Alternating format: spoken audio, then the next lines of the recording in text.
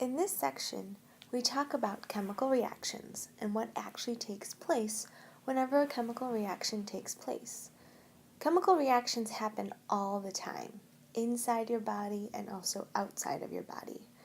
Outside of the body, I'm sure you've all seen the simple chemical reaction whenever you add baking soda and vinegar together.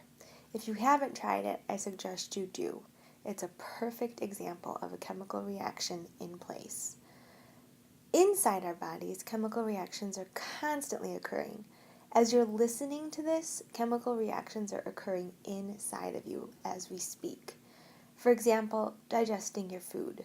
Digesting your food is a series of chemical reactions in order to break down the food and extract the nutrients so that we can use the nutrients for other purposes.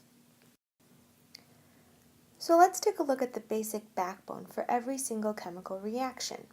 There's always two things, the reactants, which is what you start with, and then the products, the end result. So basically, reactants are changing into products. Whenever this happens, the chemical bonds in the reactants are broken and they're rearranged or changed to form new chemical bonds in the product.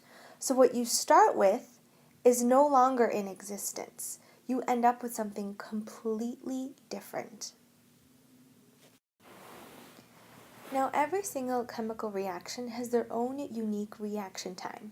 Some reactions happen super fast, like the baking soda and the vinegar. Other times, reactions are super long.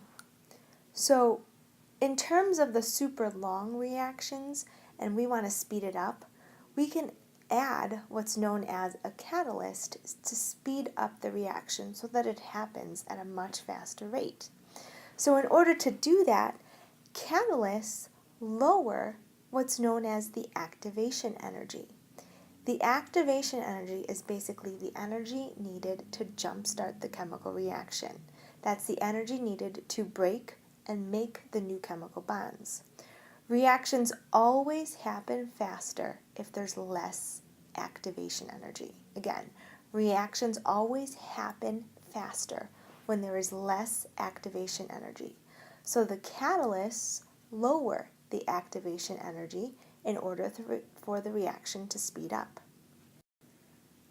Okay, so in this graph, it charts the reaction time for two reactions, the same reaction, but one has a catalyst and the other doesn't. Notice the difference in activation energy without the catalyst and with the catalyst. Again, a low activation energy means that the reaction happened faster. Okay, so where can I find a catalyst? Enzymes are a type of catalyst. Enzymes are probably the most popular kind of catalyst that exist. Okay, so catalyst is more of a general category.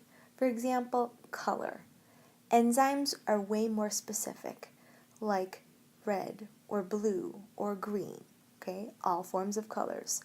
So an enzyme, again, is a type of catalyst. All right, so now we're going to compare the difference between enzymes and catalysts. Enzymes are all proteins. They're also organic, meaning our bodies naturally make the enzymes, so they're found in living organisms.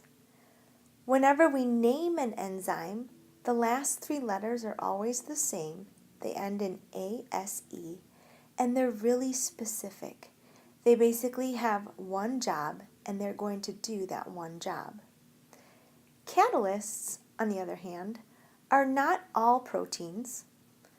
They are inorganic, meaning that we have to add these catalysts into our diets by the food that we eat because our bodies do not make them. They do not end in ASE, and they're not specific. A catalyst can be used for many functions. It's not as specific as that of an enzyme.